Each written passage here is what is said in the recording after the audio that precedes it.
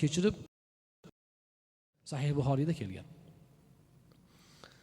Qiyomat kuni bir kishi keltiriladi. Alloh subhanahu va taolo unga gunohlarini kechirib, qator savoblar bera boshlaydi.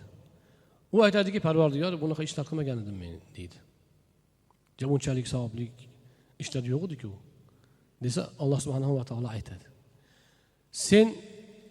Sen dunyoda odamlarga qarz berarding, odamlar bilan savdo-sotiq qilarding. U hadisda hikoya bo'lib kelgan. Bir kishi bor edi.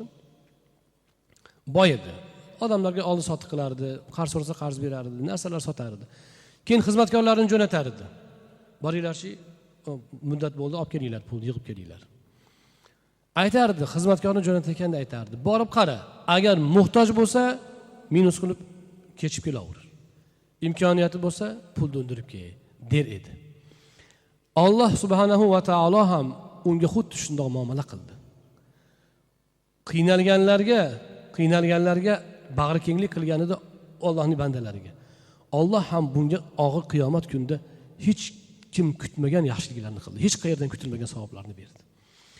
O'shaning uchun unga beriladigan savob mana amalga bu savob, bu amalga bu savob taqa bo'lmas ekan. U Alloh o'zi bilar ekan uni. U savob kutilmagan savob bo'lar ekan, kutilmagan daraja bo'lar ekan. Rasul akram alayhisolatu vassalom qarzni ado qilish, birovning haqqidan ehtiyot bo'lishni targ'ib qilish bilan birga qarzdorga, qarz beruvchiga mana bu hadislarni ham aytganlar. Hozir nima qilishyapti? Ba'zi bir holatlarda shunaqa vaziyatlarga guvoh bo'lyapmizki, masalan, bitta odam o'zi navarasigacha chekib qo'ygan, zavodi bor, fabrikasi bor, yashayapti. Bir odamning qarzi bor. U qarzdor o'zi qarzga olgan uyni. Olayotgan paytda shu yo'qchilikdan, o'zini puli yetmasdan haligindan aka keling deb 5-4 ming dollar olgan. Yordam so'ragan yoki bir ayol kishidan so'ragan ekan, bittasiga aytib beryapti.